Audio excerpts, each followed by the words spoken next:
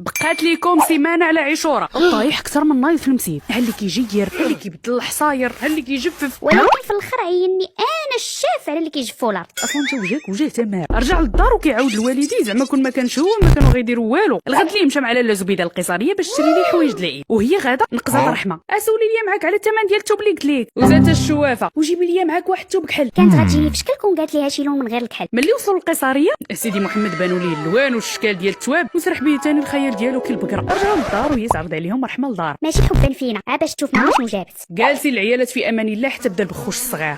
ماما هضري معاه. ناط لاله زبيده جمعت الزمر ودخلوا لدارهم وهما كياكلوا سمعوا شي واحد دايز كيغني لاله خديجه مرتو السي عتنان.